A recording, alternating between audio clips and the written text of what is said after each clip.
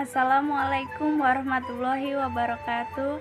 Saya Fadila Putri Kameliani akan mempresentasikan hasil kerja saya yang berjudul Potensi Bahasa Indonesia Menjadi Bahasa ASEAN atau Perbara, Perhimpunan Bangsa Asia Tenggara. Latar belakang: ASEAN sepakat untuk pengintegrasian kerjasama ekonomi. ASEAN dalam pasar tunggal dalam kenyataannya mempunyai perbedaan yang tajam dalam latar budaya politik maupun kebudayaan. Misalnya Vietnam yang tidak fobia dan tidak alergi dengan kosakata dan atribut komunis barangkali bisa mencairkan fobia komunisme di Asia Tenggara. Lalu Malaysia dengan kebudayaan Islam dan Melayu, Filipina dengan kekatolikannya, dan Thailand dengan kebudayaannya. Semua perbedaan ini bisa dicairkan dalam rangka titik temu pencapaian ekonomi maju atas nama Komunitas Asia Tenggara. Salah satu solusinya adalah dengan penetapan bahasa resmi ASEAN. Sebab dengan adanya aturan tersebut tentunya akan mempermudah komunikasi antar masyarakat ASEAN dalam berhubungan satu sama lain, sehingga dapat menghindari miskomunikasi yang dapat mengakibatkan terjadinya ketegangan antar negara-negara di Asia Tenggara. Berkenaan dengan keberadaan bahasa Indonesia di kawasan ASEAN, bahkan di dunia internasional, sangat memegang peranan penting, bahkan berpotensi menjadi bahasa yang digunakan di ASEAN. Hal ini tidaklah berlebihan mengingat bahasa Indonesia yang egaliter, indah, mudah, dan sederhana, serta minat pemakai bahasa Indonesia sangat besar sehingga memberikan kontribusi untuk menjadikan bahasa Indonesia sebagai bahasa yang digunakan di ASEAN. Pembahasan sejarah bahasa Indonesia. Pemerintah kolonial Hindia Belanda menyadari bahwa bahasa Melayu dapat dipakai untuk membantu administrasi bagi kalangan pegawai pribumi. Karena penguasaan bahasa Belanda, para pegawai pribumi dinilai lemah.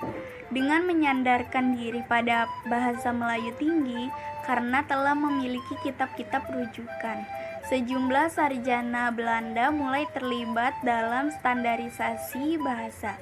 Promosi bahasa Melayu pun dilakukan di sekolah-sekolah dan didukung dengan penerbitan karya sastra dalam bahasa Melayu. Akibat pilihan ini terbentuklah embrio bahasa Indonesia yang secara perlahan mulai terpisah dari bentuk semula bahasa Melayu Riau Johor. Keberadaan bahasa Indonesia di ASEAN.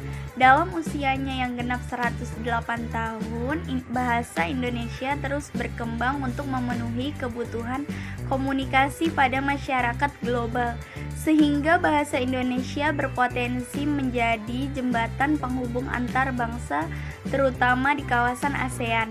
Bahasa Indonesia berpetualang menjadi bahasa utama ASEAN karena mempunyai beberapa faktor berikut.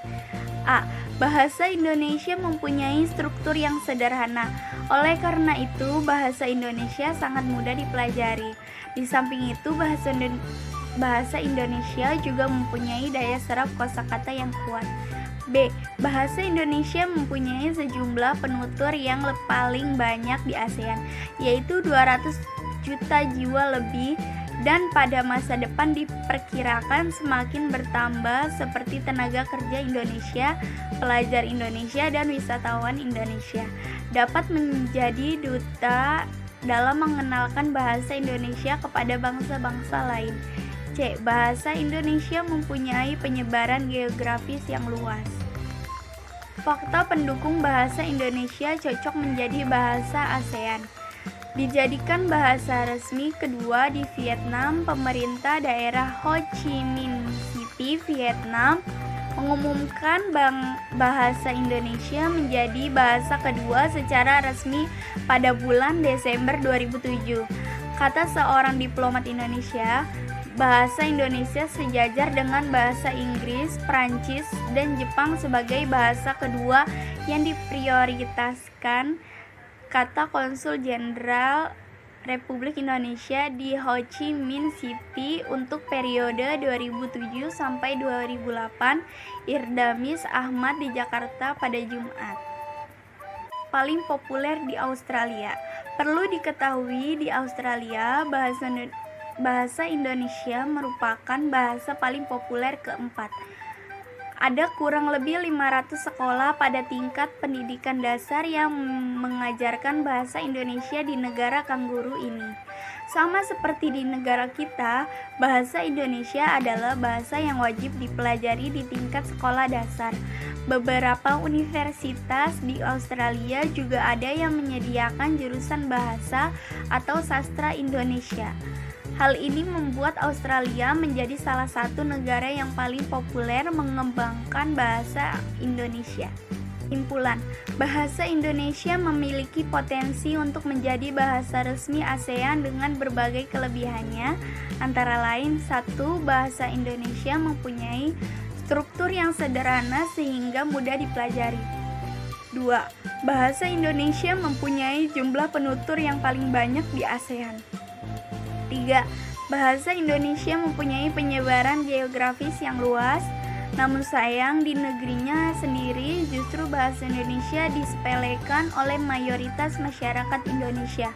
Mereka lebih bangga menggunakan bahasa Inggris dibanding menggunakan bahasa Indonesia yang baik dan benar.